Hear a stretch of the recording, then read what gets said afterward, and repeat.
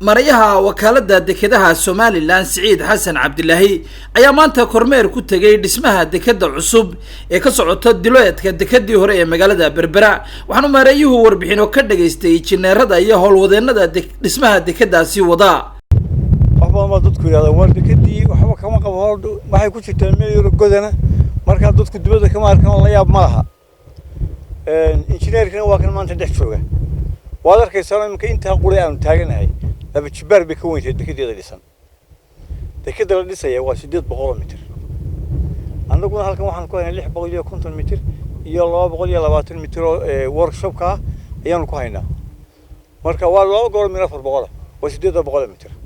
biraha aad arkaysaa imka halkaas sawirka ku aragteen waa biraha asalka ah ee dekeda lagu dhisaya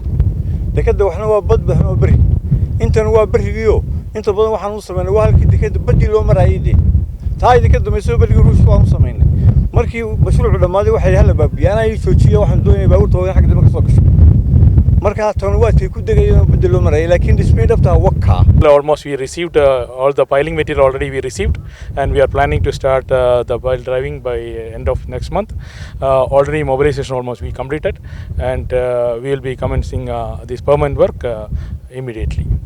sidoo kale waxa uu maarayuhu ka warbixiyay qalab cusub oo loo keenay dhismaha dekeda cusub oo ka qayb qaadan doona dhismaha dekeda cusub maanta waxaan joognaa saadkii cusba ee dekeda cusub ee 400 mitir laga dhigay sidaad ku arkayseen markabkii siday qalabkii ugu muhiimsanaa ee dekeda baaliska dabada xagan damana ku aragtaan waa la dejiyay shaqada intii muhiimsaneed ee qaybta baddu imikay bilaamaysaa sida noocaada ah bishiiba waxa weeye kormeer ayaan ku soo marnaa sida shaqadu u socoto madaxda hawsha fulinaysay ee injineerada ahana warbixin bay nooga bixiyaan waxa kale oo isaguna halkan nala jooga injineerkii dekeda horeba dhisay ee qayb ka ahaa injineer Cabdiraxmaan oo isaguna had iyo jeer monitorinka iyo hawluhu soo socdaan ku daba jira maanta waxaan insha Allah aan warbixinta kaga dhageysanay injineerada halka ay dekedu marayso alxamdulillah rabbil caalamiin dekeda sidaan horeba u sheegay waqtigii schedule-kii caadiga ahaa ayay ku dhamaanaysaa bil kastana report-ka saasaan ku helnaa insha Allah waxaan idin sheegayaa hawshii si habsami leh ayay u socotaa insha Allah waxaan rajaynaynaa deked tayo leh oo dhameystiran oo container terminal inuu inoo yimaado pileska waaweyn halkan ku aragtaan waa kuwii badda lagu taagayay mid walbana wiishash gooniya iyo dubayaal gooniya ayaa garaacaya qaybtii bariga iyo buuxintiisa way dhamaatay hadda waxa loo bisha August waxa la gelayaa xilligii badda la qodayay qaybtii badda laga shaqeynayay inkastoo ay dabayl xaga aad fara badan dhacayso shaqada aanay goor hore bilaabin oo 10 la bilaabay laakiin ilaa 10 ilaa 7 fiidnimo ayaa la shaqeeyaa insha Allah bismillaahi taala markab kale ayaa isaguna imanaya oo sida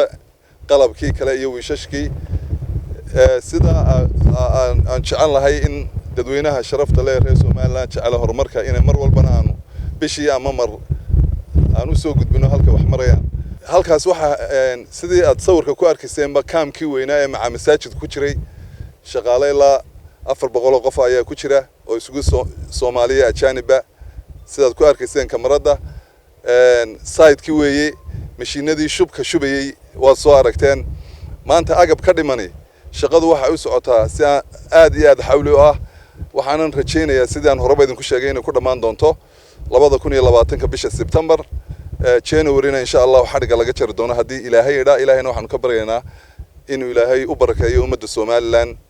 dekeda iyo qaar badan oo kale insha Allah taala Maxamed Cabdilaahi soo fadhiistay Star TV magaalada Berbera